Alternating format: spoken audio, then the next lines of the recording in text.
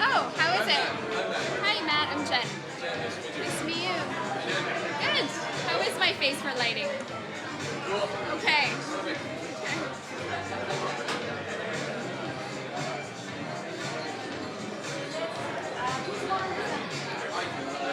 I need water. Okay, I will get you one. Okay.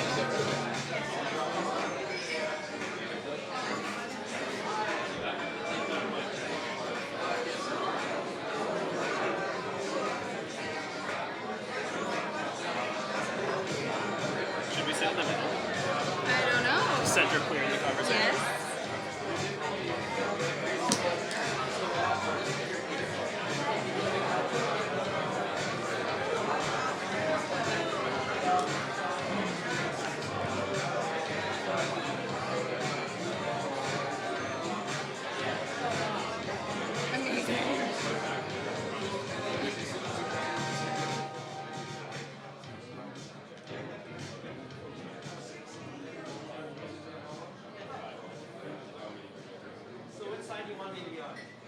Well, actually, Oh, yeah. Yes. Oh, thank you. So this is the wireless. where do you want me to moderate? So should we move this mic to that? Okay? Check. Pass me my water. That'd be wonderful. Thank you. I'd probably be smart too.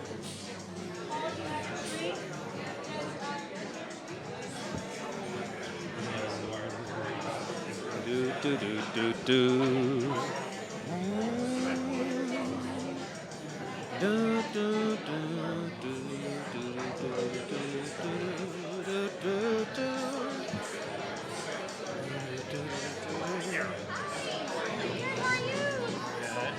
Nice to see you again. Nice to see I don't remember you. your name, but I do remember you're the girl with the blue hair. Yeah, and you're Paul. Paul. Yes. Andrew. Hi. You were at the event, weren't you? One of these things? Sunday? No. I No, have not made he it to one of wasn't these there. yet. No. I've been trying to the whole time, but here we are. Here we are.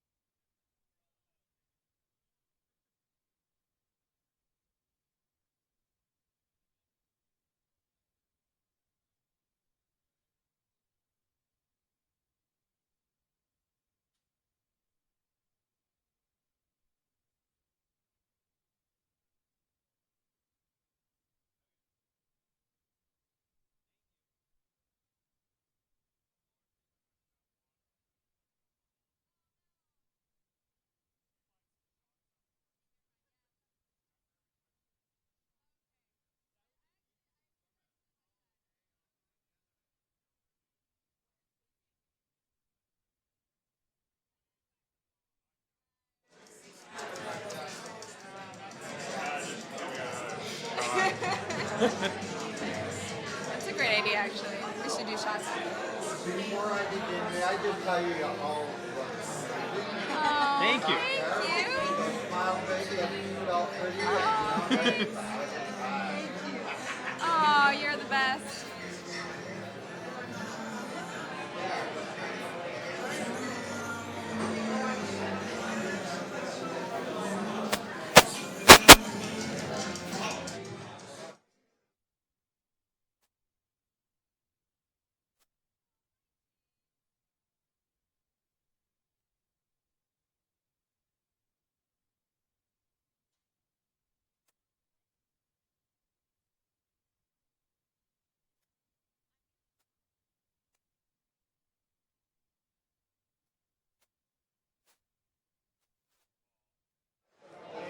Oh, I must be out of the shot. Okay, we all have to.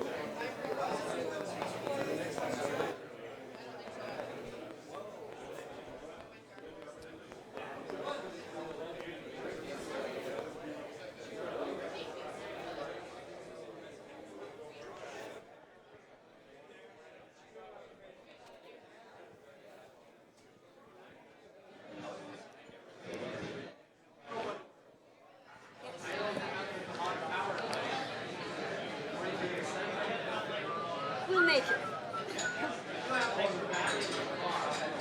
Okay, well, let's just think positive. We'll make it. The TV is really distracting.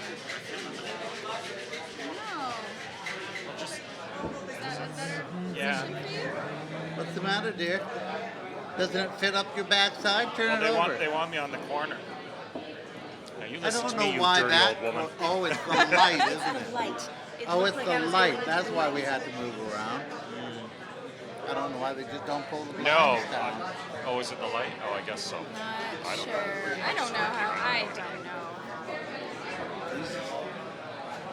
I need something to tie my No, I knees should do it this together. way so we're not advertising.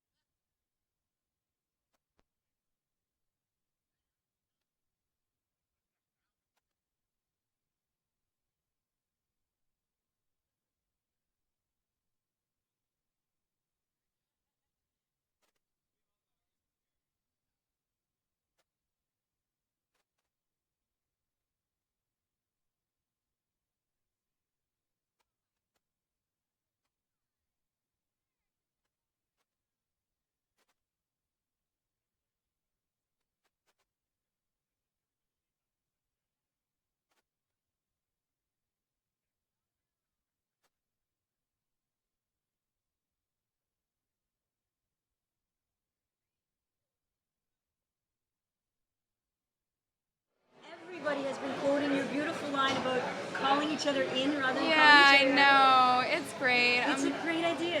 I didn't anticipate that I article think to it go inspired viral. a lot of people. Thank you. Oh, yeah. and you know what I got told? I was talking about all of this with somebody, and they said to me, well, if you don't want to use rainbow, why don't you use kaleidoscope? And that's kind of queer, too. Indeed, it is. I don't know. I was thinking about it, and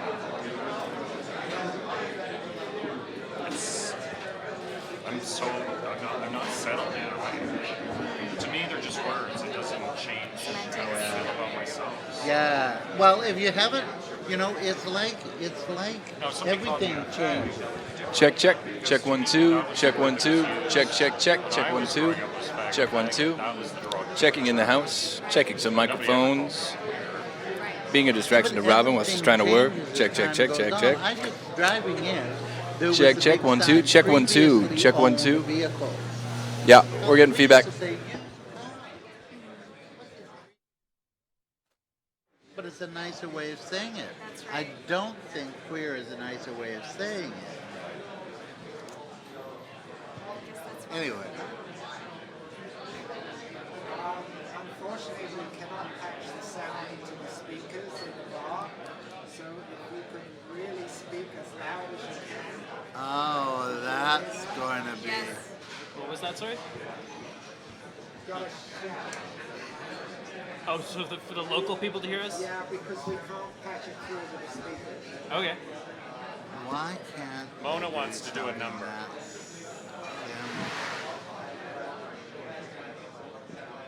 She's going to do Queen. Because if you want everybody to participate, they've got to be able to So hear really, you it. can't speak to these speakers. What's the point? So the internet friends can hear. Well, I would thought Also, the they internet would bring their own speakers. No. So they couldn't patch it into the speakers at Yeah. the back. Oh, in the back. Okay. I mean, I think they've had a lot Here of time can't to hear us, understand but that then that on the can't internet be channels, done. So let's try So something the people on this side other of the room than can hear that. us, but sitting in the back, Okay, so we'll unless we speak loudly. So I will talk really loudly into my microphone. And you can't be too close to it. Oh no. otherwise, we're all going to be going. No, sorry. Like, that, be as close Okay, Oh. let's see who. Oh, I Let's see. see whose mouth can fit over these things. You win. See, and now I'm curious. I think I might be able to. You Let's win. see. Try. I concede. Come on. Oh my god. Very good. Yeah.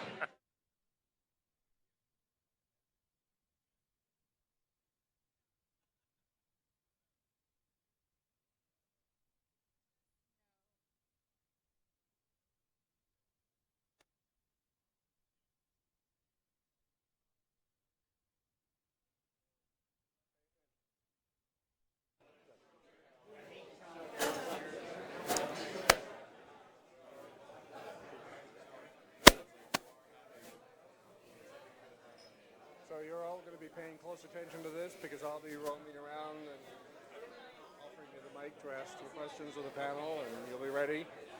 Okay?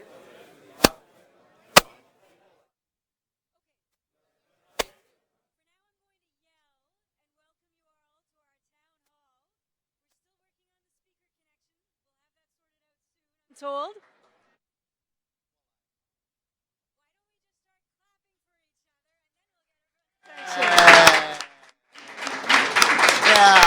Yeah. That was beautiful. Thank you, everyone.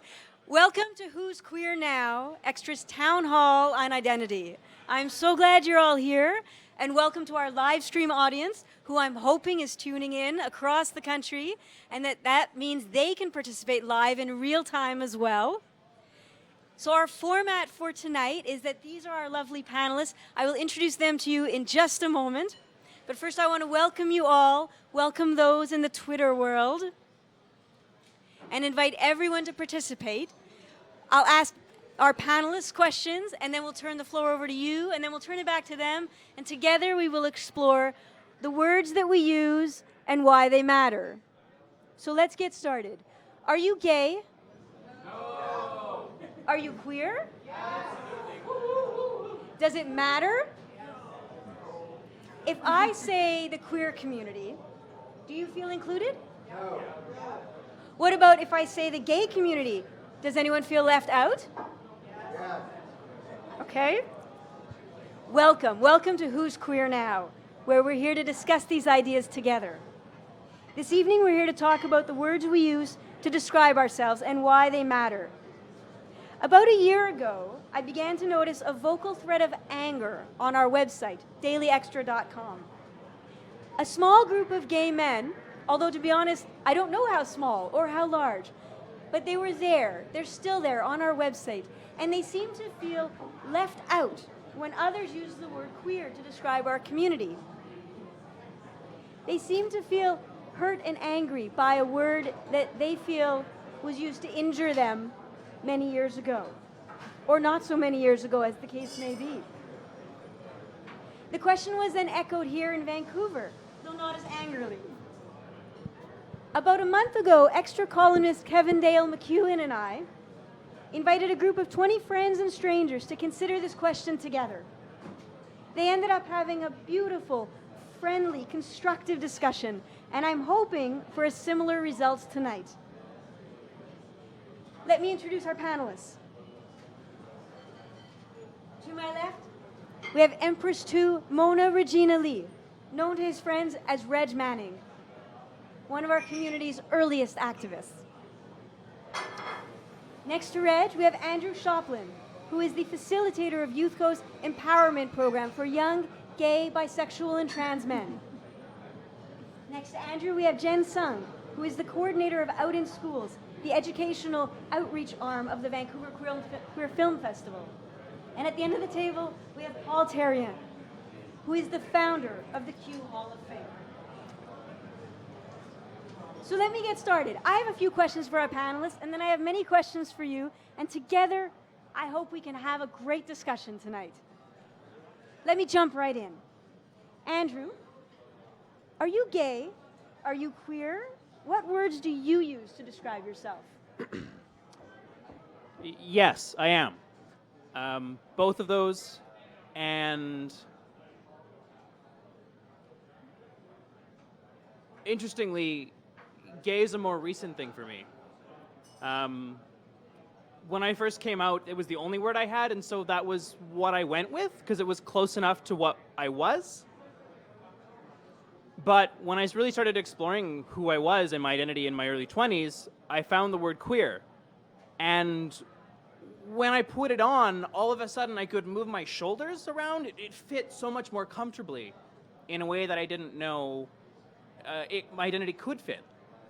And only recently in the last few years, as I've gotten to find gay community that I see myself reflected in, largely the Radical Fairies, I've started to connect more with my gay identity and also with gay community, very specifically my gay elders. What about you, Mona? Would you ever use the word queer to describe yourself?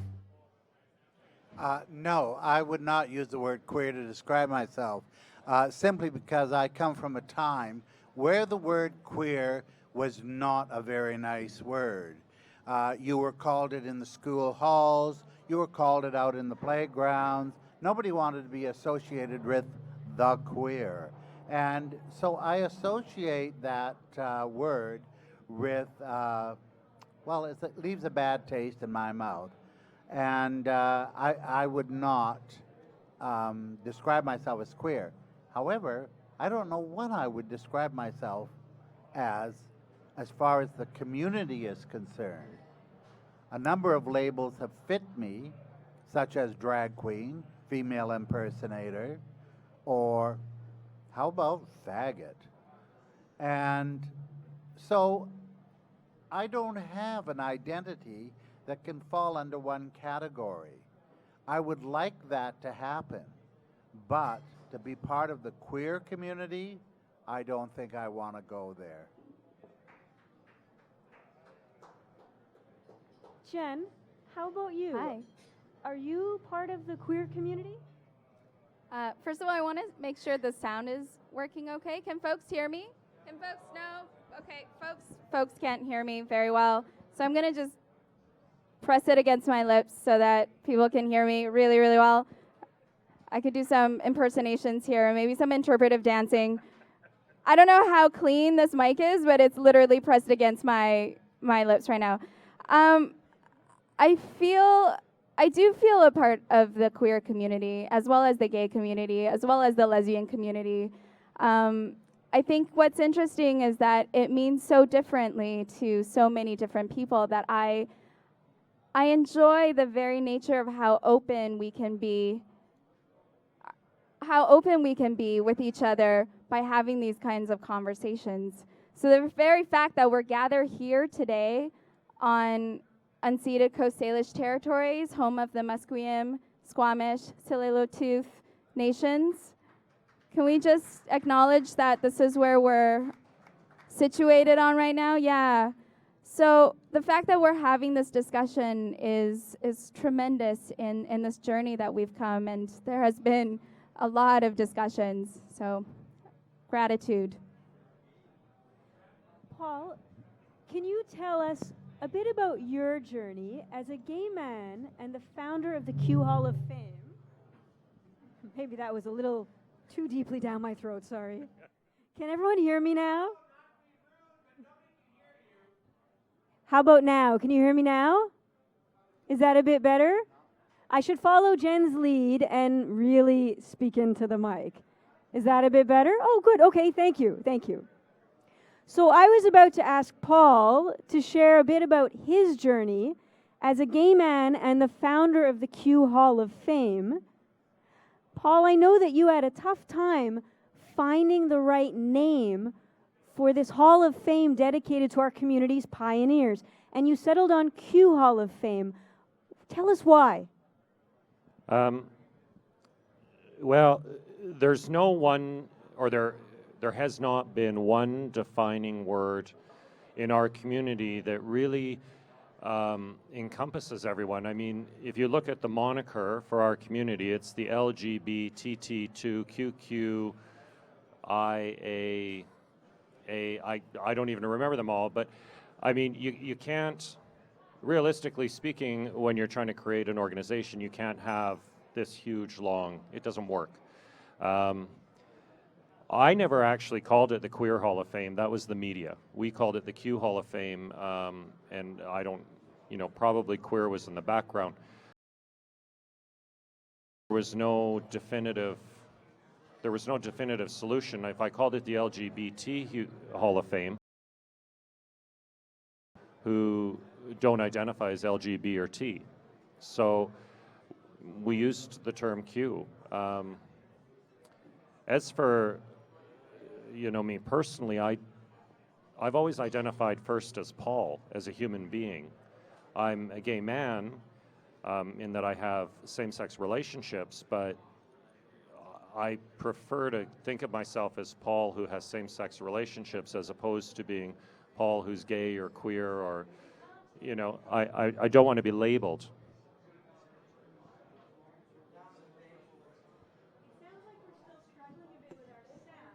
Why don't we test out our wireless mic at this perfect moment in time and invite our audience to start. What word do you use to describe yourselves? Can you hear my question? Yeah?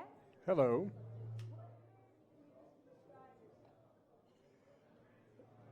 Hands up. Anyone who'd like to Signal to ask, Kevin if answer you'd that like question. to share. Kevin is standing right there. Kevin, will you wave?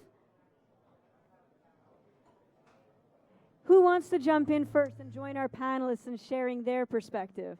I don't know if Anyone? Jack at the camera.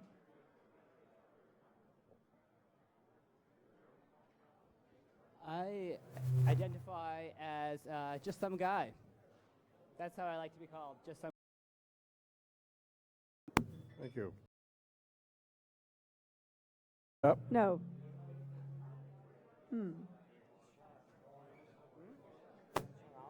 Should we pause for a moment and fix the sound before we go on? Can we do that? Yes? Everybody votes in favor? Okay.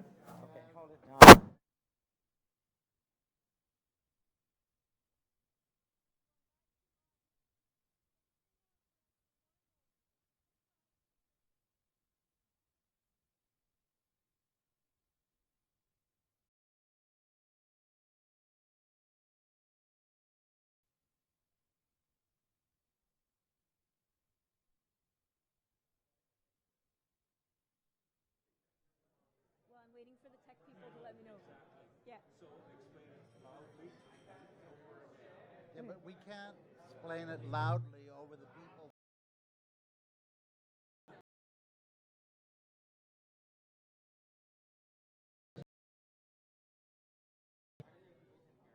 Well, I don't know. Mine work pretty good. What does the tech team think of sharing my mic?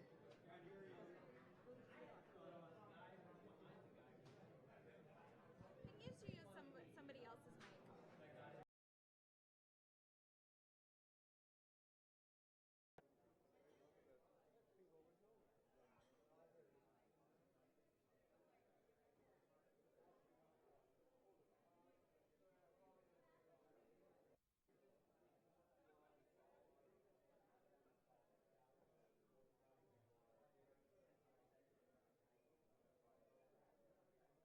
Can we let the room know? Yeah, All or okay, but do it from like there so the guys in the back can hear you.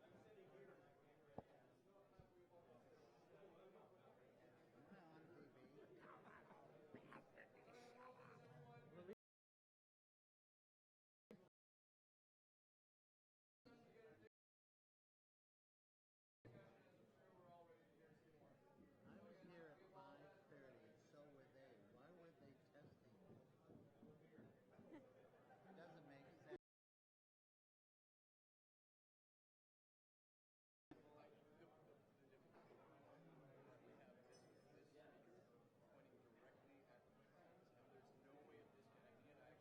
Well, find somebody small. We'll lift them up with a pair of scissors. Cut that one off. I love your imagination. I'm sorry?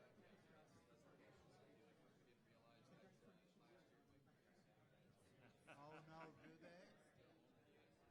Well, that Reg, works. cover that speaker with your hat. Okay. See, if they had checked that all out, we wouldn't have. Okay. But the speakers in the back are getting no sound at all. Well, that's what I said. They're all coming out here, but they're not coming out there. Maybe we should just.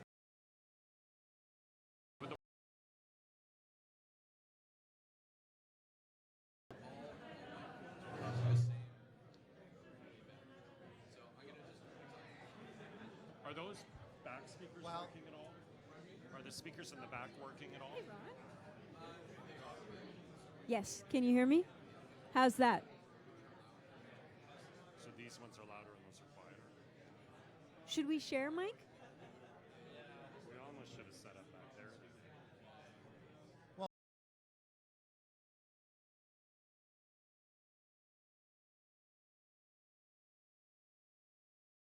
There must be an angle that's better. I mean, we're sitting right here.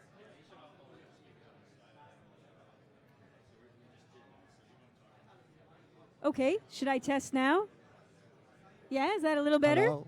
Yeah. We're well, there testing we our are. audio. We're trying to get it back. How's that? Ron, if you move.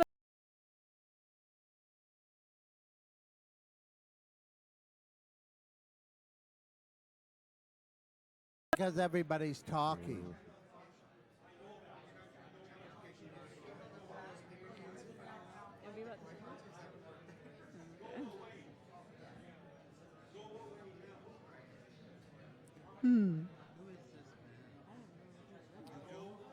All right, guys, this is supposed to be a friendly evening. Let's not have a fight. Yeah.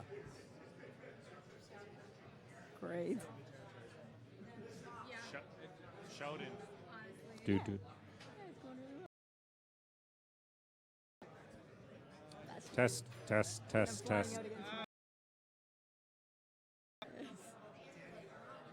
Well, the problem is now these speakers are people up here won't do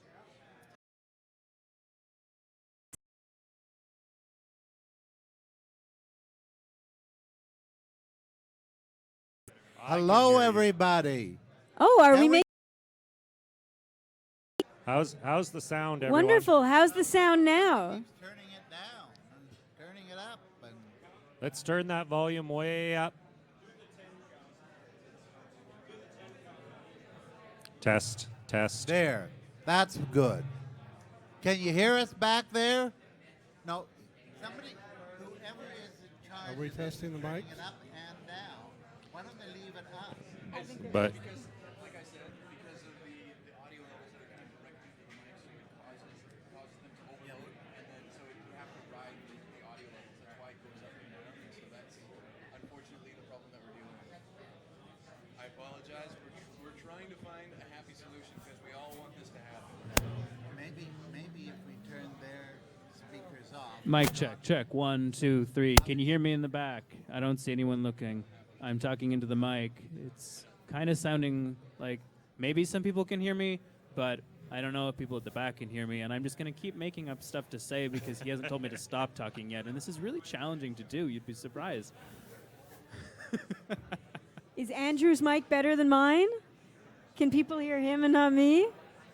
I don't know. We can hear ourselves just fine. Yeah, but I could already hear myself. I know what I think. I hear you, baby. Oh, okay. Trying to find some happy balance.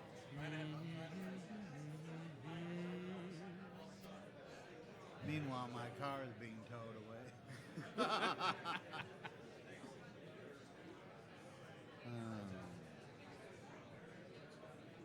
Anyone have a bullhorn? We can just pass it around. Maybe I should do a rendition of There's No Business Like Showbiz. The solution is, Yes. Randy has a house phone thing. We're going to give that to you guys to pass, even though we're going to record from the TV side these microphones here. Okay. And then you just have to pass that microphone back and forth. Sure. And that microphone is for these speakers. Okay. Perfect. That's wonderful. Thank you. They only have one? My God, they don't do a lot of drag shows, do they? so now, Well, dear, you're going to have to ask questions in order. Should we start over, you guys? I would appreciate that. Yeah, we should start over. And you should Well, ask if we them in the can get order of the how we're mic sitting. first. Robin? If we're going to pass the Paul's mic. saying you should ask them in order of how we're sitting, so If we we're can pass the passing the mic mic. easily. Yes and no. The only thing is that as we go through the night, some of the questions build on each other. And Okay. We're not in the right order for that, but that's okay. All right, well, we'll figure it out. Yeah. You know what? We're four relatively clever people. I think we could manage. I figured out how to tie my shoes this morning, so I'm Oh, golden. If we have a mic, I think we'll be fine.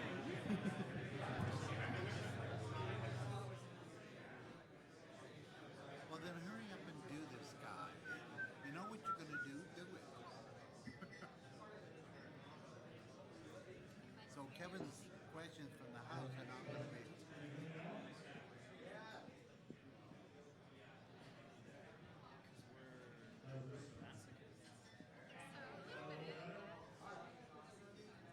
Could be a little higher. Make it louder, Randy.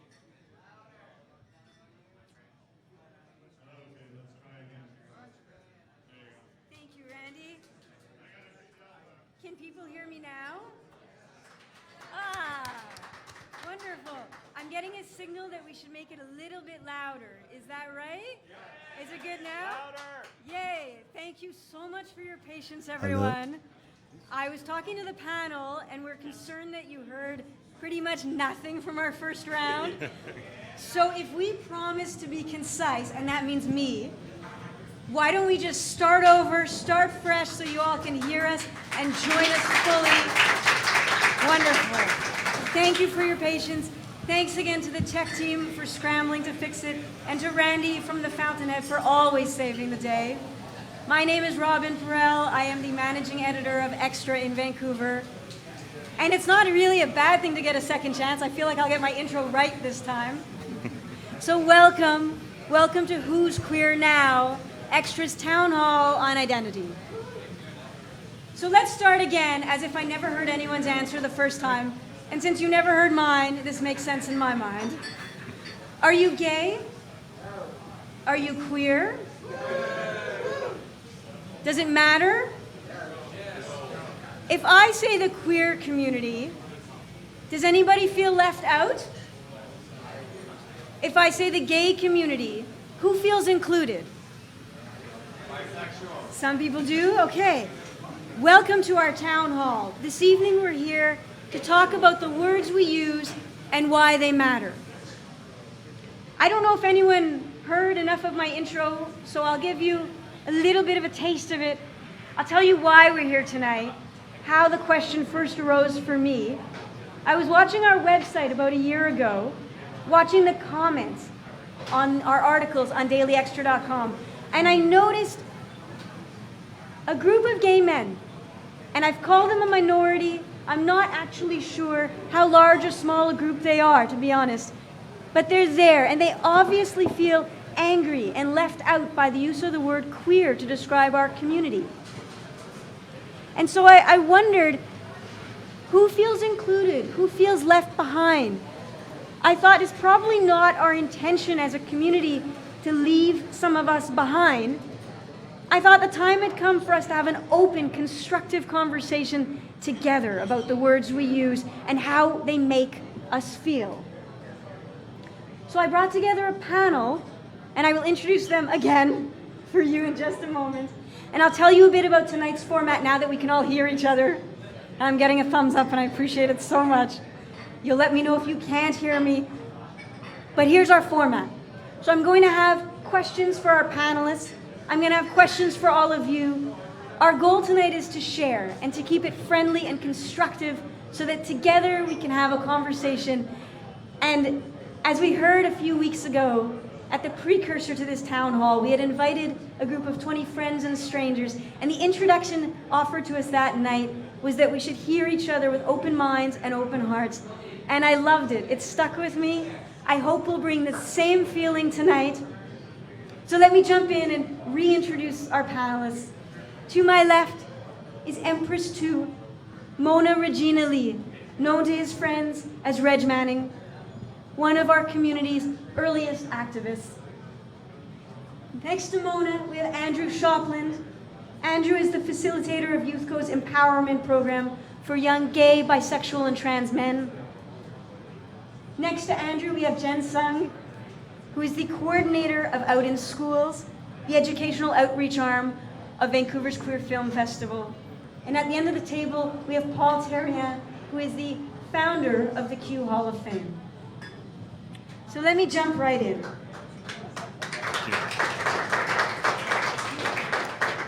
Thank you, and thank you again for your patience. So let's ask Andrew, who answered the first time, but I hope he'll answer again. Andrew, I'm going to pass you the mic in a second, and I hope you'll tell us, are you gay? Are you queer?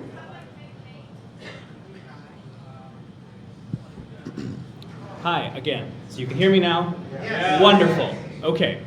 So to answer your question, yes, I am. I am both of those things, and they've changed for me over my life. When I first came out, the word that was given to me was gay.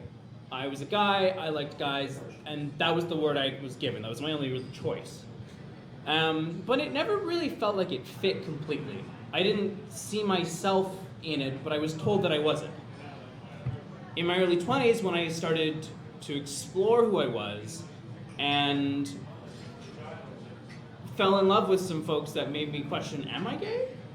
I found the word queer.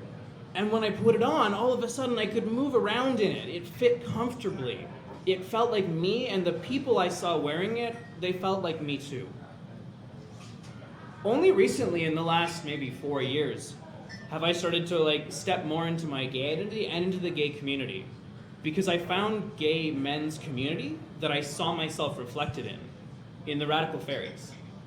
And now, working in gay men's health, I'm exploring this gay part of me so much more, and seeing the ways in which I am queer and which I am gay, and when they're together and when they're not. Thank you, Andrew. Now let's ask Mona, would you ever use the word queer to describe yourself?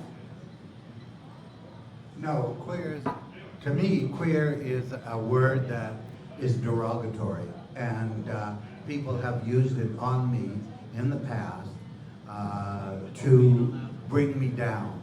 So that word sticks that word sticks in my craw, and I can't get rid of it.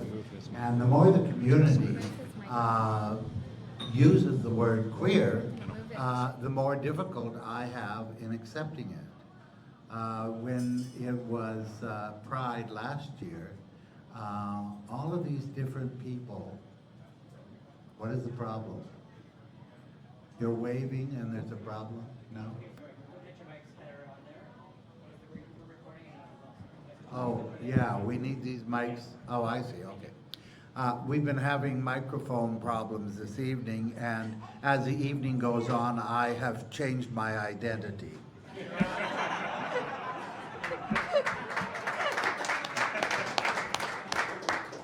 I am a drag queen personified. Now, as for the word queer, I would never use it, but I have to say, as time goes on, things change. And I know the word queer has changed its meaning. However, it still means a bad thing to me. Thank you. I'm going to pass, oh, yes, please, pause. We'll have applause, sure. I'm going to pass the microphone to Jen now, and I'm wondering, Jen, how do you identify? Thanks, Robin. I identify myself as a queer woman of color, noting too, however, that people can project lesbian onto me, gay onto me, whatever it is that they want to project in this visual way when they see me. So I personally identify with all of the communities that I am in, and I find ways to connect with the people in those communities in order to make these dialogues possible. So I identify as a settler and an immigrant first and foremost on unceded Coast Salish territories, home of the Musqueam, Tsleil-Waututh, and the Squamish Nation. So to acknowledge the land that we're situated on is first and foremost the most important thing for me.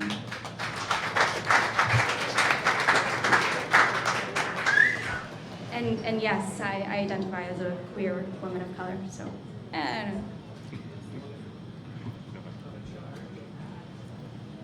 Now, Paul, you were telling us earlier, but unfortunately very few people heard.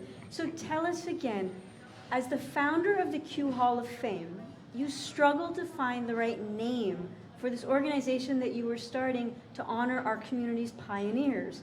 Our community, our pioneers, but what to call it? Tell us about that struggle. Well, when we looked at naming the Hall of Fame, we looked at all of the different words that have been used to describe our community, and really we looked at the moniker, and it was LGBTT2QQAI. I think there's another A in there. I don't even remember them all unless I see it written down. And it was best described to me once as we are the alphabetized community. We're an alphabet soup of people. The only word that we found there was some common usage of to describe the vast number of people in our community was the word Q. I want to clarify the name of the Hall of Fame is not the Queer Hall of Fame, it's the Q Hall of Fame Canada, and it was the media, I believe it was the province, that first called us the Queer Hall of Fame. But we did struggle with it, and when we put the question to people from across the country, nobody could give us an answer. Who are we? Who do you identify as? And so, we settled on the letter Q, right or wrong, that's what we did. Some people agree with it, some people don't. But what do you call it, Which leads us directly into inviting our audience to participate. I have more questions for our panelists, but first what I'd like to know is, what do you call yourselves? How do you identify? What words do you use? Kevin is standing right here. Oh, right, we're sharing a mic now, I forgot. I will hand Kevin the mic, and he will find you if you raise your hand to share. Thank you, Robin. Apparently I have to use both mics. This looks ridiculous, I'm sorry, but one of these mics is for the television audience, and the other one is for you lovely folks. Hands up if you have a question, or if you would like to tell us how you identify. Hands up. There we are. Okay, now I think I have to hold both of these in front of you. Fun, yeah. Hopefully. Hi, I'm Ron. Paul earlier in his unmiked remarks said that he likes to be called Paul. And I like to be called Ron. That's usually how I introduce myself to people. I say, hi, I'm Ron. I don't say, I'm Ron the gay guy or something like that. If asked if I'm gay, I will say, yes, I'm gay. If someone asks, what do you like to do at home at night, I say, well, I'm gay. But I think part of the issue that I have with the conversation really goes back to that alphabet soup and how that evolved. How we got to the point where we were LGBTQ2T equals MC squared, and so on and so forth. I think the reason for that, and the reason that there's some political correctness around using all of those different initials or acronyms, is that what we're really talking about is a constellation of somewhat distinct communities that have certain things in common, particularly a civil rights agenda. So they are communities that touch one another at the point of civil rights or at the point of legal rights or interacting with, a world that is more heteronormative, if you will. But amongst themselves, and I would say even within the gay male community, there are a lot of sub-communities. There are the bears, the twins, the so on and so forth. And they don't always meet. They may meet 4 times a year on special occasions like Pride Parade and things like that. But otherwise, they're distinct communities. So the question then becomes, do we need one label for all of that? That's a good question. Anyone else here? Hello, I'm in and out. No, you're good. Okay, I'll come back. Did you have your hand up, Pat? I'll come right back.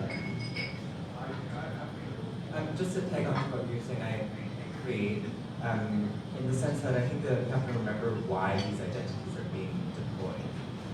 Why do we have such a large acronym? And it's not about being inclusive. This movement that we have is about saying to the norm, fuck you. You've excluded us from the norm. So I think that we have to really consider the way that those acronyms are being expanded upon. And what's the purpose of them? Okay, thank you. Yeah. Hi. Yeah, I normally would just identify myself outside of my name is that I'm a lesbian or I'm a dyke. I'm also very comfortable saying queer. But I think it's important to remember that the word gay was the only thing that was used until lesbian feminists stepped up and said, hey, this doesn't include me. And that started the movement of using the word lesbian. And so then trans people and bi people and others have come along too and wanting to be included as they should be. And I know I can't go through the whole alphabet, but if I'm talking about the queer community often, I will just see the LGBTQ because I think it identifies groups which I don't think queer necessarily does. Thank you, Pam. Anyone else with a question? Hands up. Here we are, on the way. Hello. My name's Tim, and I classify myself as a human being. Simple. Thank you, Tim. Anyone else? Here we are, on the way. Hi, my name is Malkan, and so in the older trans women's community, there's been, that I deal with a fair bit, there has been a number of people who have told me that they want to have nothing to do with the LGBT or gay kind of like concept, and the reason why I'm hearing this has to do with past pain and aggression. And I think that within the gay community or the queer community or LGBTQ plus or whatever we are, there's internal aggression that causes divisions that are pretty damaging, and that has a big impact on identity. So when I came out, it was like, well, what am I? And it's like, well, queer seems to work. Trans works better. LGBTQ is kind of a problem because it's really hard to advocate with that with others. They just kind of fall down laughing. We just keep on adding letters. And we're not necessarily just talking to ourselves, we're talking to people outside. So that matters too. Good. Thank you. Anyone else? There's a hand up over there. Your hand up. Just want to jump in on something. How am I doing, Mr. Technical Director, with these two mics? Are we... Well, you moved around the room and I heard you everywhere you went. Hi, I'm Al, and I'm originally back from Manitoba. In my culture, First Nations, we are known as Two-Spirit people. And if you didn't hear that, let me repeat that. Two-Spirit. That is a cultural thing in our... I don't know. It hates me. Let me try hold it. Okay, there we go. In our culture, the gay people are known as two-spirit, and what that means is we house the soul of a man as well as that of a woman. So it's a cultural thing in ours. When people ask me, am I gay, am I queer, I immediately say, well, no, I'm two-spirit. Even in my own culture, they say, oh, you're a fag. I say, no, I'm two-spirit. And then they actually say, that's right, you are, because that was what was taught to us by our ancestors in the First Nations community. Thank you, Will. Anyone else? Or am I being beckoned back? What? Get over here. I'm being bossed around again. Yeah. Thank you, Kevin. And we will absolutely come back to our audience, but I know that our panel, and particularly Mona, is itching to jump in. What is it that you are itching to say? Well, what I'd like to do is probably go back and give you just a tiny bit of history. We were all being raided in our clubs. We were being picked off the street, and if you didn't have 3 pairs of men's clothing on, you were tossed into jail. And so it was a difficult time, and it was a difficult time. So what we did was the so-called gay community at that time, which was mostly all men, got together and they formed a group and formed an alliance, and with the help of a man by the name of Mr. Ted North, they began to advocate for our community as it was at that time. At that time, the lesbian community also saw this need and wanted us to advocate with them helping, and they came into being with us. There was no question as to what we were or who we were at that time. Some of the lesbian women were quite content to take on the word gay as part. It had no gender to it, which the women's rights were fighting for things for women, and they liked the idea that it didn't have a male or female sound to the word gay. They were changing the word women so it was spelt different. And we all got together and began to triumph over City Hall, triumph over the police. The transgendered community was being left out, so they joined us. And it was all right for them at the time to be called gay as well. So you saw this not just here in Vancouver, but around the world. We began to be called the gay community. The men didn't seem to mind this. Some of the women didn't. But then after multi-bisexual peoples, transgendered, you name it, I can't name them all, but they all now had all the rights they wanted, all the freedoms they looked forward to. So now they didn't want to be gay anymore. So what was it that they could all be called and still stay together? And that's where queer came in. Now, I think that those who wish to stay in a multi-community like we already have need to find a word or need to find something to represent them. In some ways we use the rainbow. The vast colors describe each and every one of us. Rainbow seems to be overused. A friend of mine said to me the other day, well then why don't you call it the kaleidoscope? That takes up more colors than in a rainbow. So here we sit today, and we are now fighting two things. One, should we separate and go our own separate ways? Or should we stay together and protect what we have and not lose it? And that's where I feel it's important for us to stick together. We need to be able to have some way to educate our young people, and this young lady is doing a wonderful job of that. We also need to have a community that if something does go wrong with either the police or City Hall, we've got a unity to fight them. United we stand has been a word we've used for a long time as far as the drag queens are concerned. And why is the drag queen involved? Because when we show up, they listen.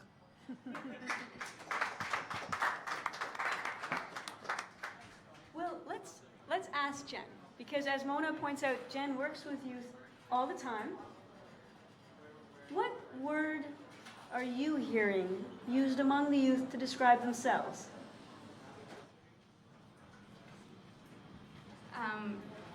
So maybe I could just contextualize a little bit about the work that I do. I run the Out in Schools program as a coordinator, but also as a facilitator. So I really lead our team of facilitators into high schools across the province, using film as a way to, oh my God, Constance Barnes! Oh, hi.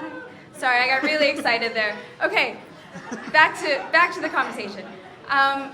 So really leading our team of facilitators using film as a way to open these dialogues in high schools across the province. And 99% of the time when we would say LGBTQ, the youth that come up would identify themselves as queer.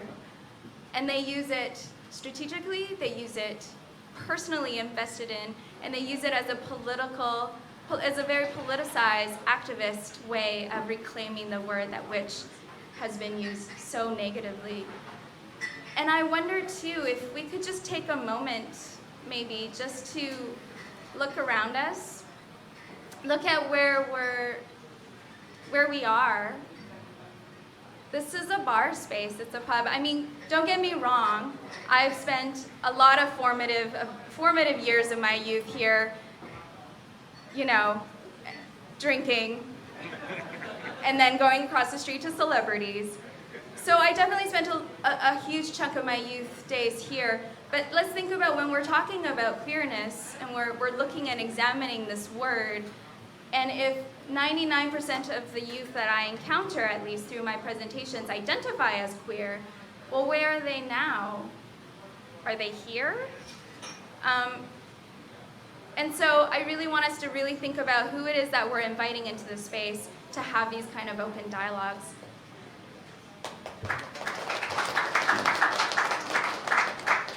The one other thing I wanted to toss onto that is, for Jen and I here, we're the youthier part of the panel, but for us, queer wasn't what we first came to. We were chatting about this the other day.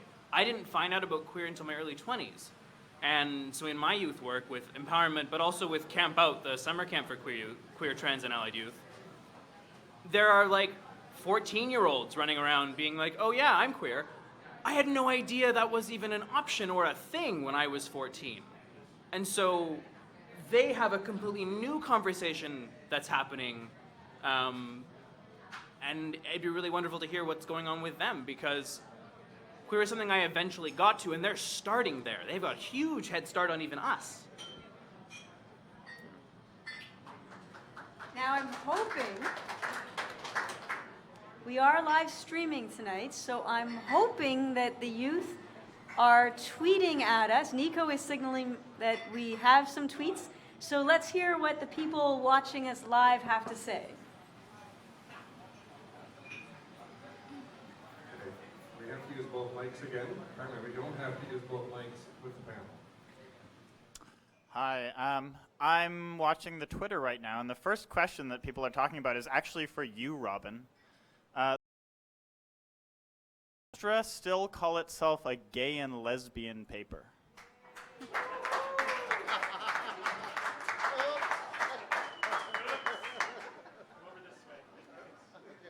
Oh look, are you all moving away from me? Thanks a lot, my loyal panel. We call it the Gay and Lesbian newspaper because we started there.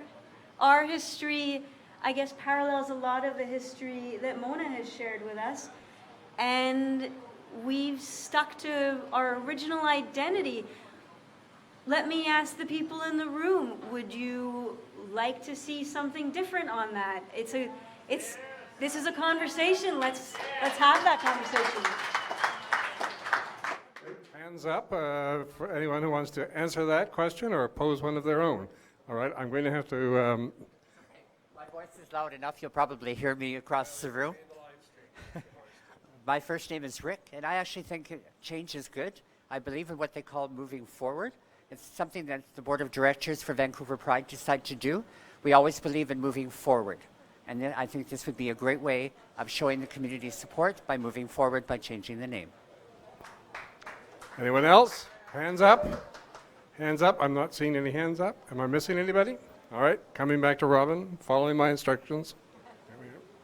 So I have a very important question that really sticks with me right now. I embrace change. I absolutely agree, and thank you, Rick. And here is my question. If Jen, for example, and Andrew are saying that the young people are embracing queer, and this represents at least their evolution, let's just say, but not everyone in our community embraces that change and feels included by it, how do we evolve as a community? Paul. I think it's really important that we remember a key thing about the gay community, the lesbian community, and realistically speaking, our community from the days when we started to where we are today. When the gay rights movement started, it was about sexual orientation. That's what it was about. It was about men who love men and women who love women. And our community has changed dramatically. We are no longer just about sexual orientation. We are now, realistically, we are about identity. We are about gender identity, because there are many members in our community who don't identify with same-sex relations, but they identify with a different gender, and however that may be. And we encourage that. If you look around this room, I see several people that I know personally that, toy with gender, either because they do drag or because they've had reassignment surgery. So if our community has changed from being just about sexual orientation, and we're now embracing gender and gender identity as a part of who we are as a greater community, to me, that would be a reason why the youth would use the word queer. Because I don't know how many people have seen it, but there's an article out of the United States, a story about a family who had a son who absolutely deadlock insisted by the age of 2 that he was a girl. And they went to therapists and they did everything to try and change that. And since then, they've embraced that. And this young man, this person who was born as a male, is now fully a female and hasn't had reassignment surgery or gone through therapy, but as far as the parents and the family and his community and his school and her sports team are concerned, this is a little girl. And to me, that's not orientation. We don't know at the age of 5 whether or not this young child is going to prefer relations with a man or a woman, and that really doesn't matter. It's about gender identity. So for me, that's pretty expressive of the word queer and what it means for the youth.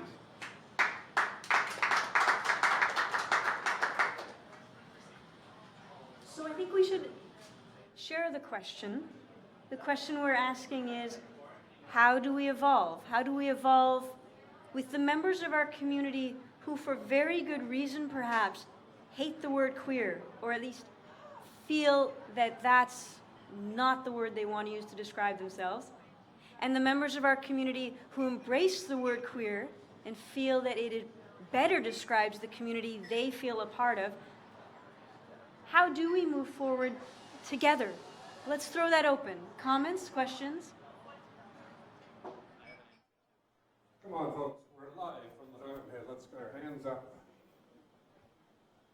I'm going to hold this one. Okay, I'll hold both of them. Hi, my name's Molly. Can you hear me? Is that better? Okay. For me, there's a couple of things on my mind. I was married and had kids, And later on in my life, have entered into, I guess, what some would call a lesbian relationship. I just call it my relationship with the person that I love. When I listen to the struggles around what individuals or the community as a whole wants to call themselves, some of my thoughts are, I get what Mona's saying about the word queer. I'm of a generation where queer in the dictionary meant something weird, something off, something that wasn't right. And I mean, that's going back a lot of years. And then, so I think the word kind of disappeared, but it seems as if the word itself is being redefined and being accepted in a different way. The other thing that I see as a challenge is within the community and all of the different groups or different communities within the larger community, there's two things that go on in my mind. The larger, all-encompassing community's biggest issues are freedom and human rights.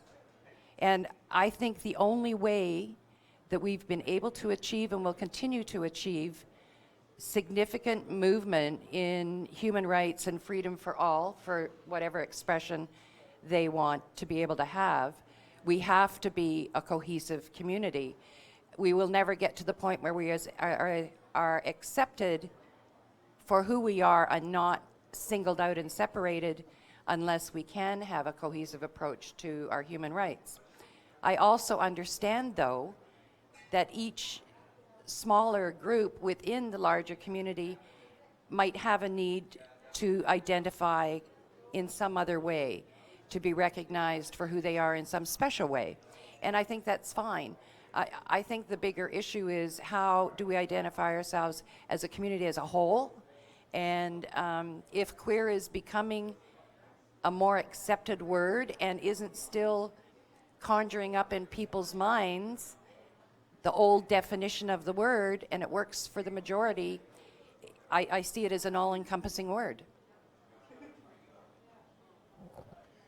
Thank you. Hands up. I'm on my way. There we are. Hello, Kevin. Hello, my name's Angus. And in response to Robin's question, I just want to say we probably wouldn't be able to resolve this in one town hall meeting, but this may be a great opportunity to conduct a survey over an extended period of time where we could get input from a lot of people and to see how people really do want to be identified. Good idea. Hands up. Oh, there's more hands up. Oh, this is exciting. I'm finally getting the attention I deserve. Hi, my name is Darren, and I fully embrace and identify with the word queer, and I do that because I am also thankful for the people who are older than me in an older generation who have fought for me to be able to use the word queer, and their efforts have made it possible for me to identify as queer. And that's not to say that older folks who are hurt by the word queer are not fighters, because I believe that they are.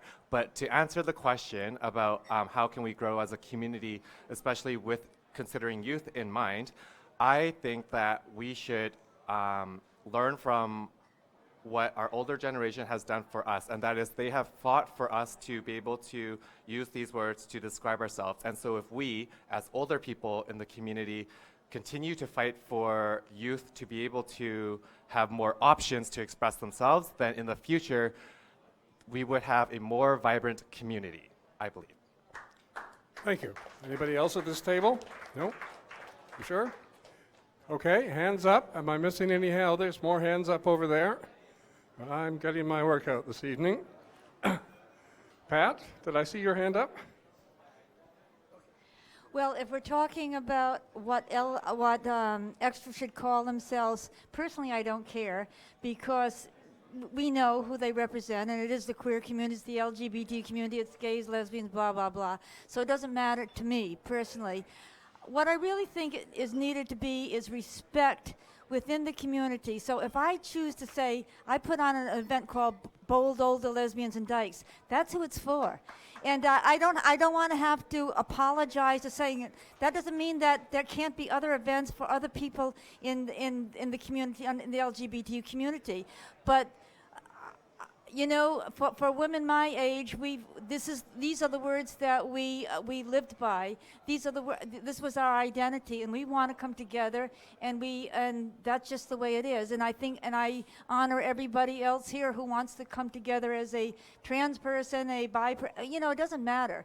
So all I'm saying is we can get really hung up on words, and I think that we should just be easy on each other in terms of, and not get on people's case because they're not politically correct, I guess is what I'm trying to say. Thank you, Pat. I see you're taking notes over here, Nick. Should we perhaps go to some more, sorry? Okay, I don't. Are they? Yes. Well, all right. Who? All right. Just more than gave you that look. So I have sort of two thoughts. The first one is just the idea of the definition of the word queer, the old dictionary definition, as different. And I think a big shift that we've seen with that is it still means different, but different didn't used to be good. Different used to be bad. And when it's used in a hurtful way, it is saying you're different and that's bad. Now often when it's used, it's being you're different and that's a good thing, or at the very least a neutral thing. So I think that's a really important shift to think about. In terms of answering the question directly, how can we move forward with this? I think back to when I first came into the word queer and I was like, oh, this is great, this is me, this is a much shorter word than the long acronym. This is wonderful, why can't we use it all the time? And it wasn't until I got to hear a story from an older gay man who shared his experience of being assaulted, and that was the word being thrown at him during that I started to be able to go, oh, maybe it's not just as simple as it's just a word. Maybe there's a lot of pain and hurt around it. The only reason I got to learn that is because these stories were shared. I talk a lot about intergenerational mentorship. And one of the things I think is most important about that is that it happens in every direction. It's not just about the elders telling the youth what they need to know, because if that happens, the youth aren't going to listen. If I'm being told what to know, I don't care. But when I'm asked, what's important to you?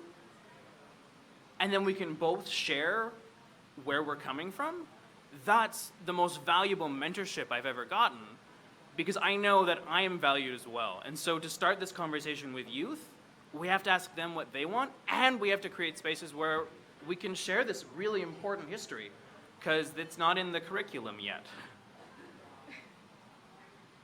Thanks, Andrew. And I really want to acknowledge Molly for bringing in the etymology of the word queer, and then as well as Darren for bringing in the concept of time and space around the word queer. And I think why the word queer is so compelling for me to identify with is because it serves to remind me of time and space and the process that comes with our journeys in life.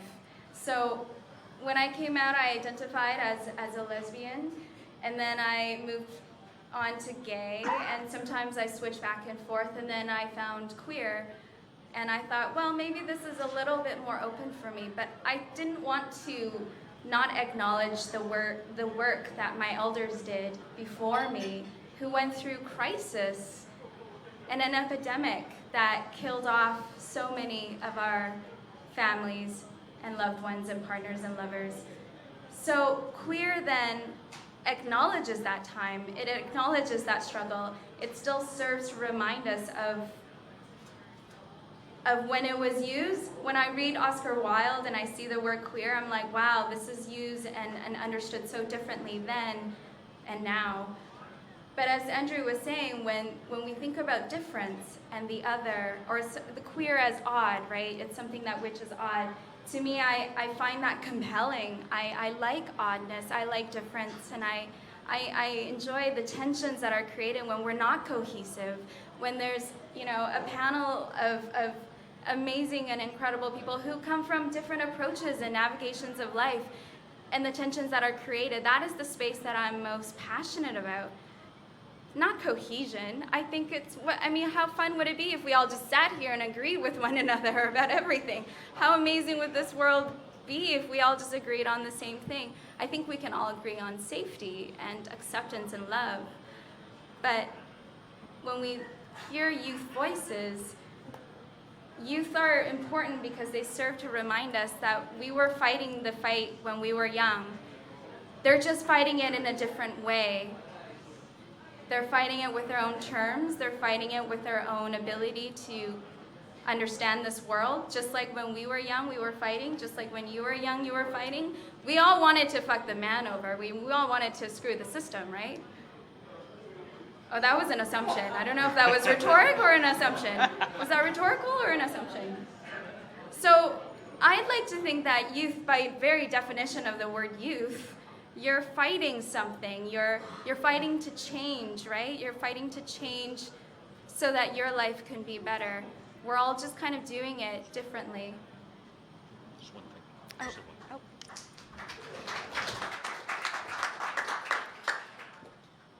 I just wanted to add one thing to that. You know, when I founded the Q Hall of Fame Canada, it was about recognizing the pioneers and those people who came before us who really stood up when we had no rights, and when walking the streets meant, you know, jail or, God forbid, death. Those pioneers, Reg being one of them, what they fought for was they fought for our rights to identify as who we are. They fought for our rights to be us. And we, as younger generations, we have to respect the work and the effort that did that. But you know, the result of their work and effort is that we have youth who are, and some people, my generation and in the older generation, that are taking the power of a word and making it their own. I don't know who it was, but it was a rights activist in the United States, and I think it was Martin Luther King, but I'm not sure, who once said, words have power only if you give them that power. And so these youth are taking the word queer and they're riding on the coattails, or they're following the path that was blazed by our pioneers, and they're saying, you know what, thank you for giving us the freedoms to take control of this word and make it our own.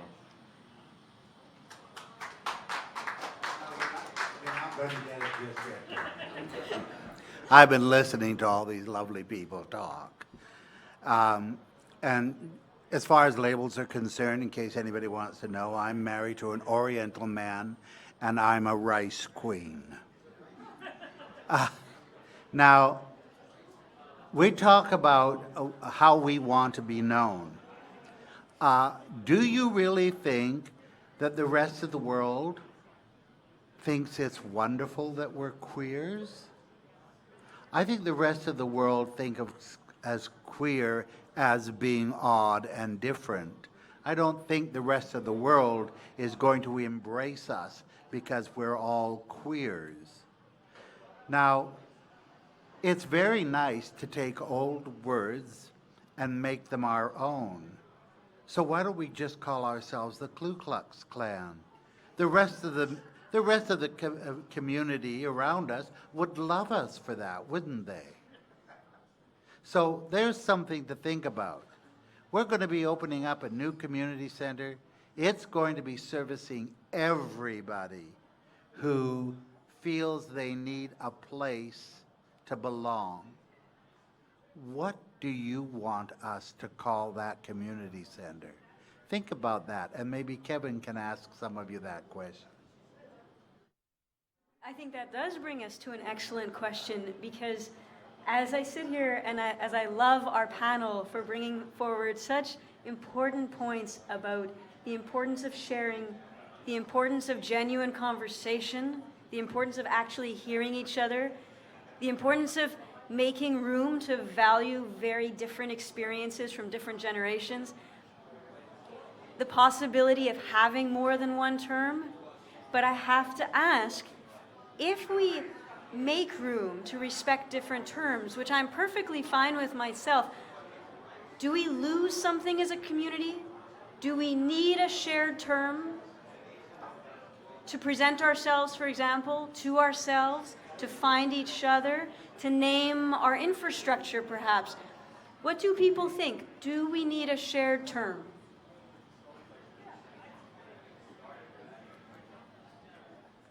Okay, hands up. There we go. I'm just going to start at the front here. Back to me. I think we do need a shared term. I think that as a practical matter, the alphabet soup is becoming unwieldy, and it's difficult to get. You'd pay a lot more for a sign on the building if you have to have that many letters in it.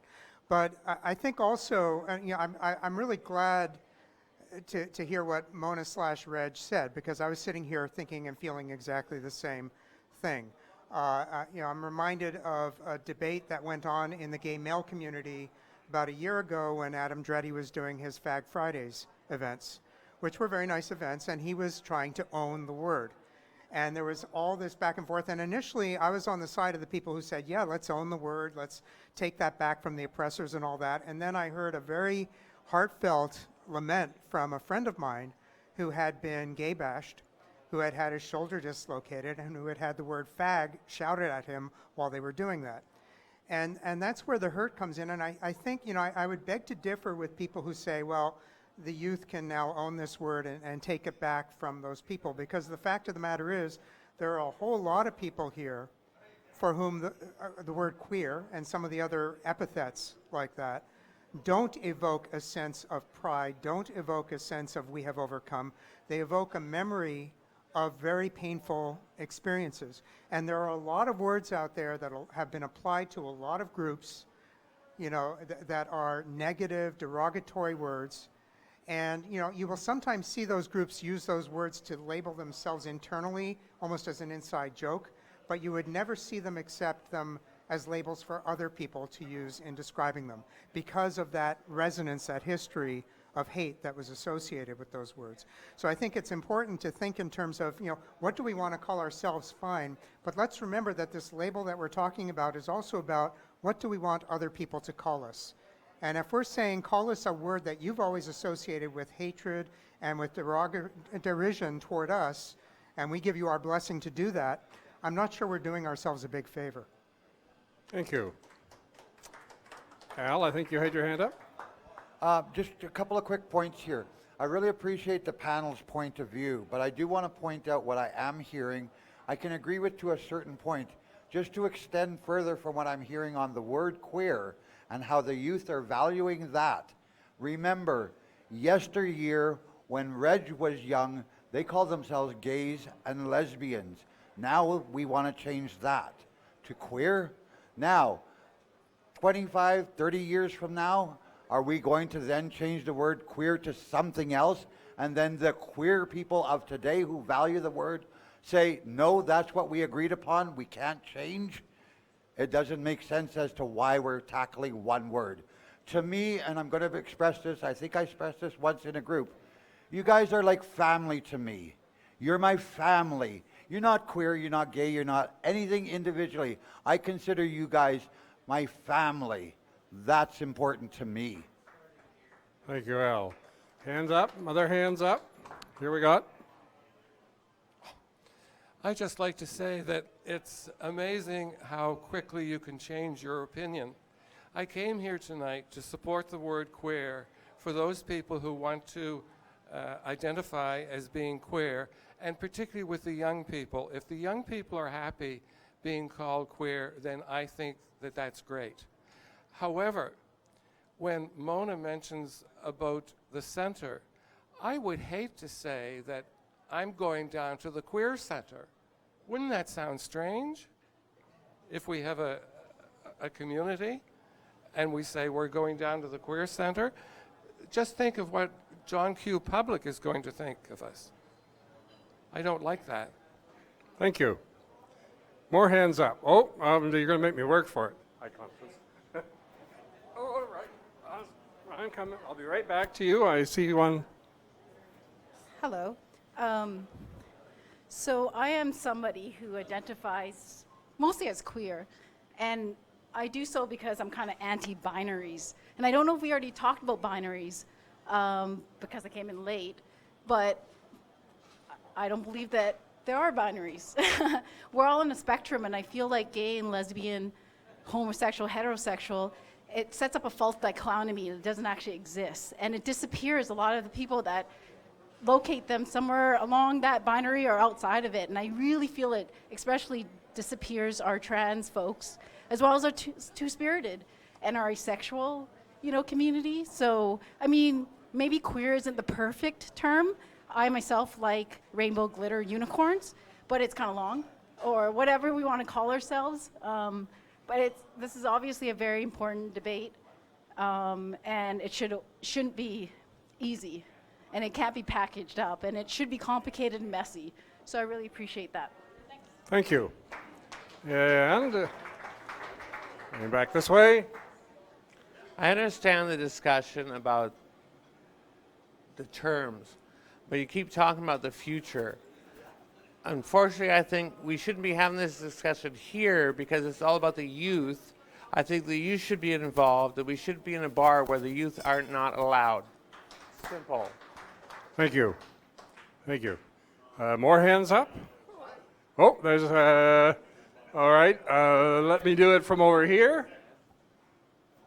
Okay, so when my kids go down Davie Street, they talk about Rainbow Street, not the gay street or the queer street or anything else. To them, it's Rainbow Street, and they really can identify with that.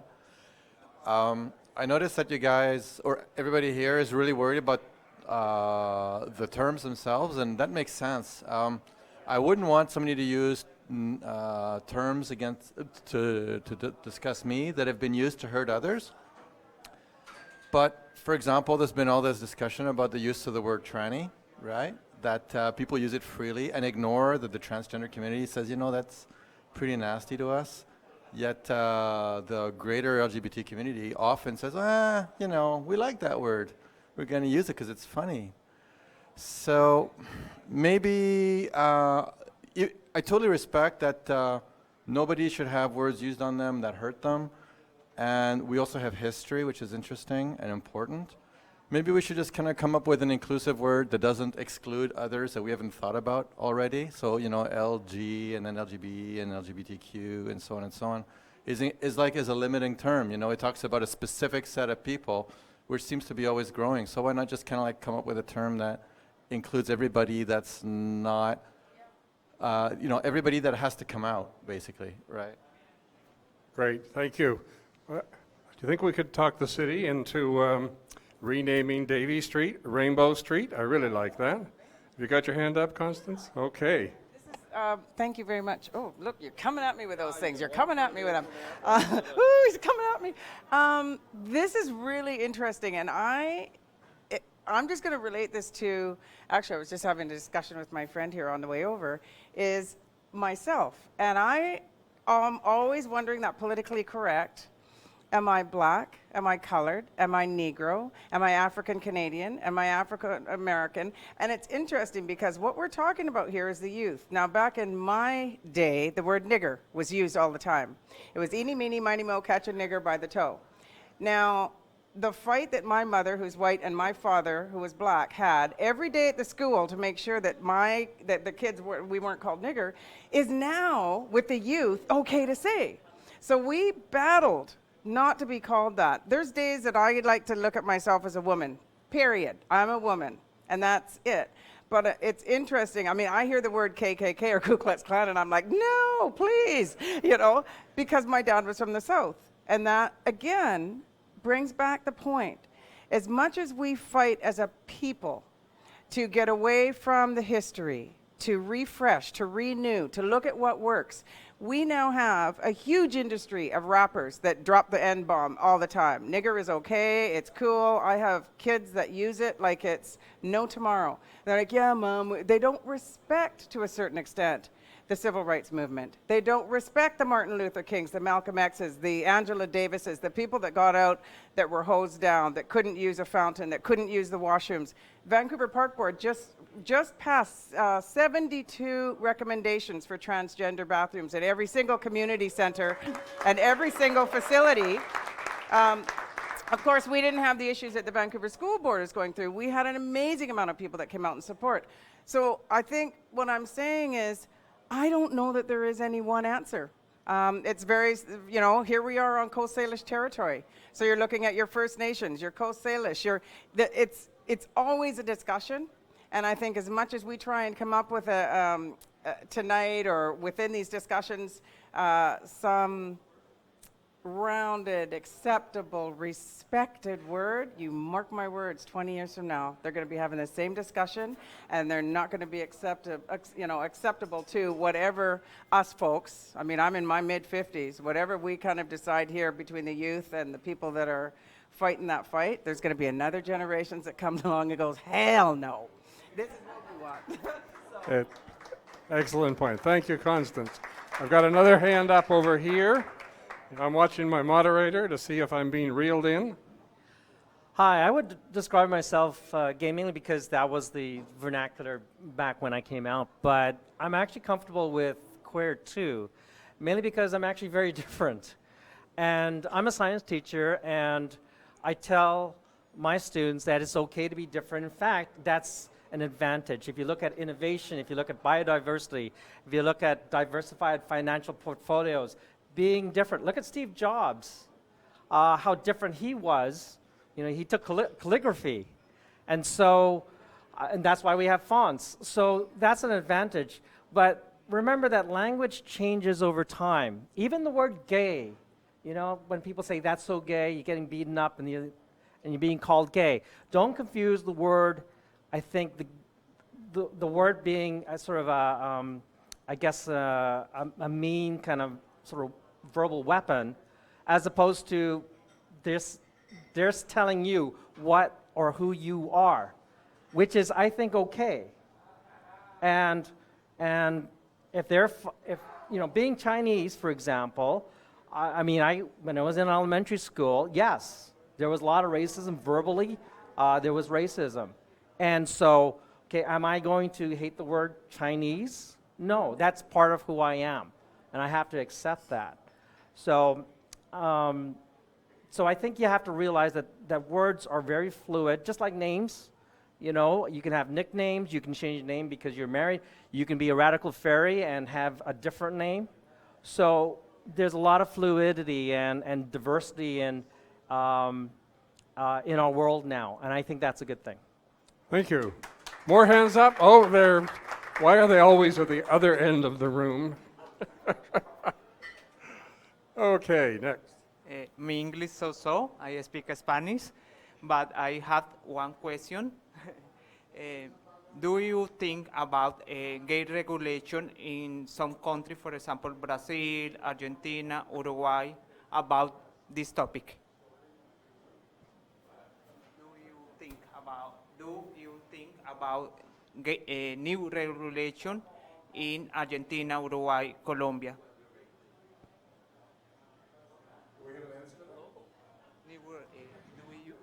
Do we think that they're having that conversation in Latin America, or? I want to think about your opinion about a new regulation in some countries, for example, Argentina, Uruguay, Colombia, Peru, about gay regulation. The laws in those countries. Hello.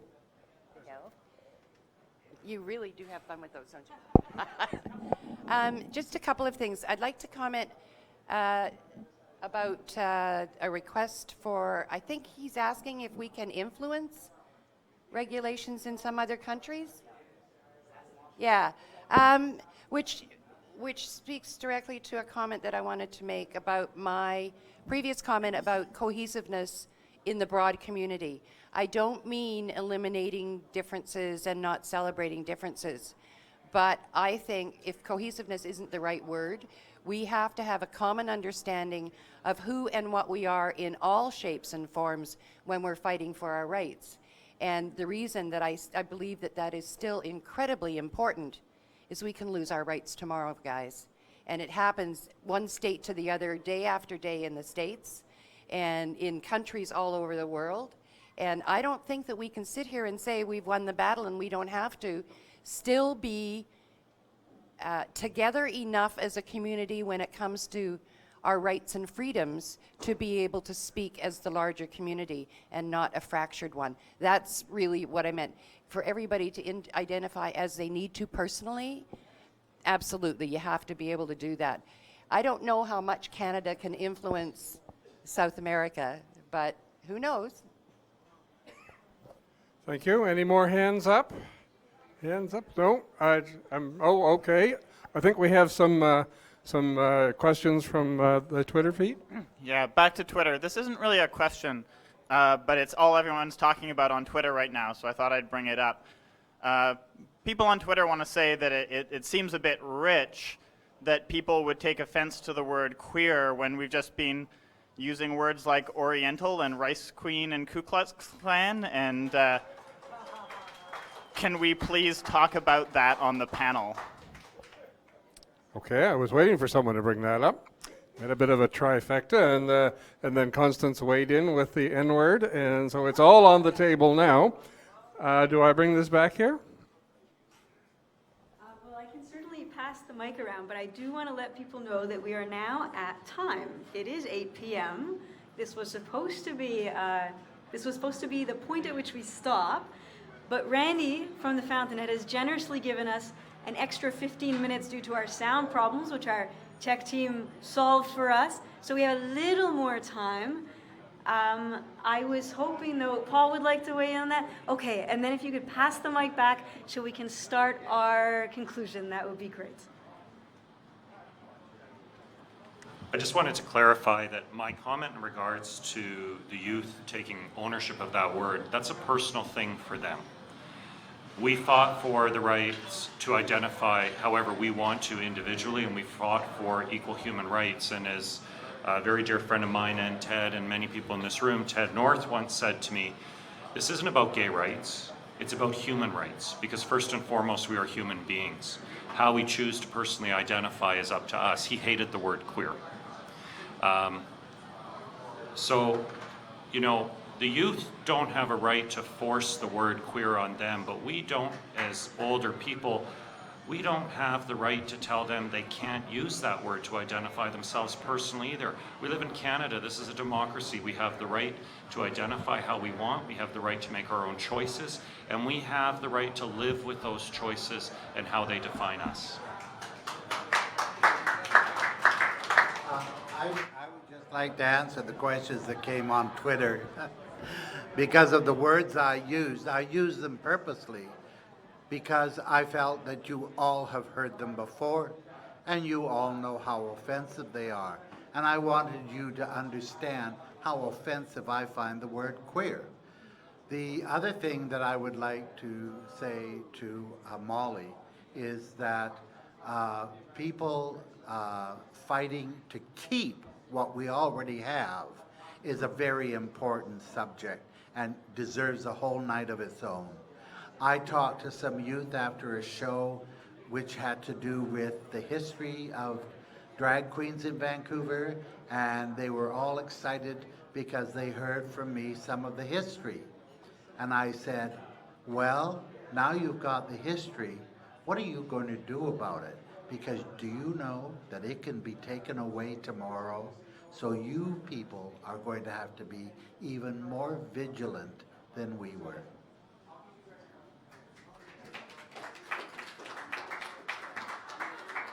So I'm going to lead us towards a wrap-up now, but I'd like to say, you know what I see when I look at our panel and when I look out into the room tonight and I listen to all the questions and comments that were volunteered more and more freely as the night went on. I don't know about you, but what I see is a community. I see a community with very different points of view, with very different experiences, coming from different places, choosing very different words to describe themselves and each other, but still a community that's willing to come together and share, which I think was one of Andrew's points that moved me most was the importance of intergenerational discussion, rather than, as Jen said at a previous meeting, calling each other out, calling each other in. And to me, calling each other in, this is what it looks like, the willingness to hear each other, to think about each other's perspectives. So, to conclude, I want to know what you think. Are we a community? Let's start at the end of the table, actually. Well, I was thinking of Jen. Sorry. Well, thanks, Robin. I feel so favored. Let me just say that this is a good problem that we're having. This is a good problem that we're having. We're having this conversation in broad daylight on the street, well, beside a busy street. It's great that we're having this conversation, but let's think about how we've arrived as a community, how we can have these kinds of discussions openly and in public. We're not hiding ourselves. We're having this conversation together. And it's being broadcasted, I hear, and things are coming in and through Twitter.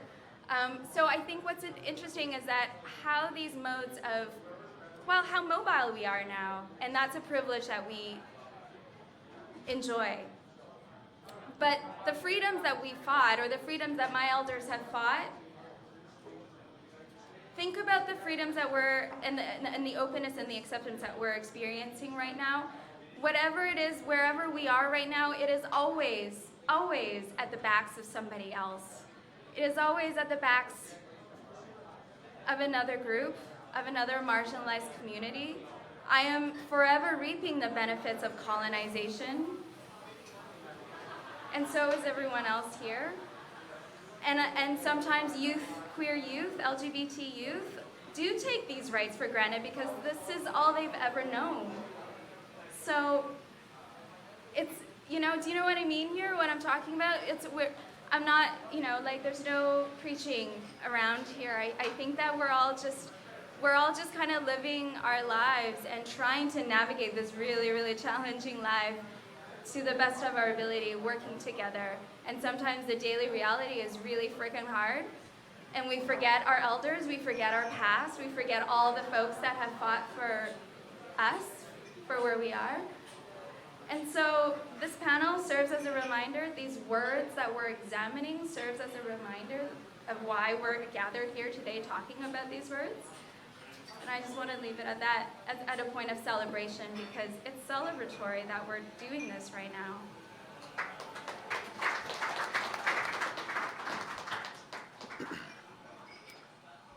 I don't know if we're a community, but I think we're definitely a family.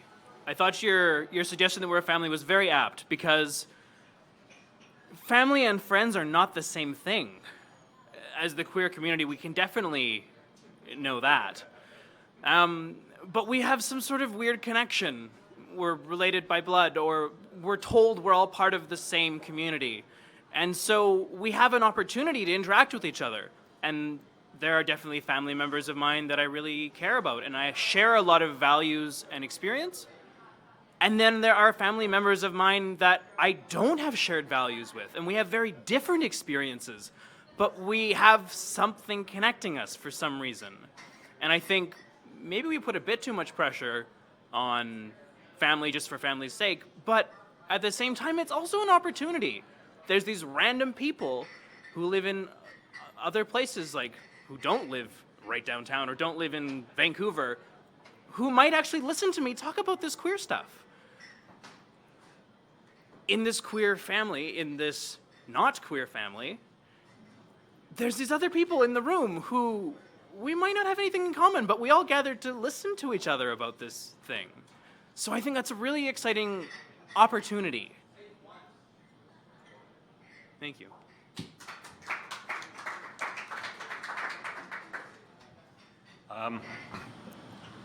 Yeah, I think we are a community. A community is about finding and celebrating your differences and your uniqueness to develop and create strength.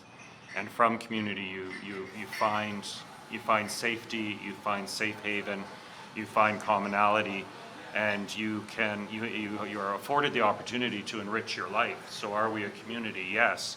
If you look at what defines a community, it's like I said, it's celebrating your differences, celebrating your uniqueness.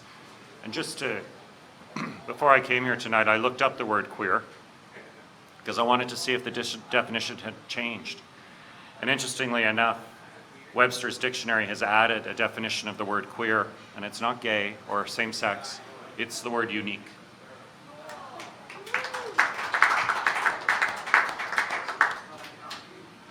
I have been talking a couple of times tonight about a new community center. They've been raising a lot of money, and the government's granted a few $1,000,000 to help build an actual community center for us. What we should call it will become an issue at some time in the future. So I will let you know what I think it should be called. I think it should be named after one of the few people that started the community center here in Vancouver. That would be people like Jim Brand, John Michalak, Terry Wallace. I'm forgetting some, but some of you in the room will remember them. And a fellow by the name of British. And they worked very hard to put the first community center together. I think one of them should be honored by having their name over the door. Thank you. Thank you all so much. Let me check the time. We're right on time for me to wrap up with a bunch of thank yous. So first of all, no, I'll thank you all last. I want to thank the Fountainhead Pub and Randy Newberg for generously hosting us here tonight. We wouldn't be sitting here together in this space without them, so thank you so much.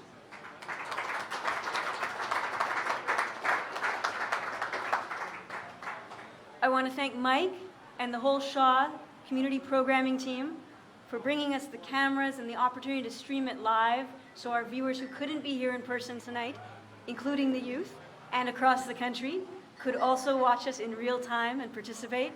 And thank you all for fixing the sound. I appreciate that a lot. I want to thank Kevin Dale McKeown, whose idea it was to launch this series and to tackle this subject head on and to start a discussion worth having. I want to thank Kona, who couldn't be here tonight, but whose idea it was that Kevin's column series should culminate in a town hall where we could get together in person and share directly with each other. And of course, and I want to thank the bloggers and the people who have been following this on Twitter, and Nico for watching the Twitter feed. Thank you. And of course, I want to thank our panelists who shared generously of their own experiences and views tonight. Paul, Jen, Andrew, and Mona, thank you all so much for coming out. And to all of you who took a time out and joined us and spent your evening with us and shared with us, thank you so much. My name is Robin Perel. I'm the managing editor of Extra. And I think my mic just cut out. But we got this far, and that's all that counts. And thank you so much. Good night.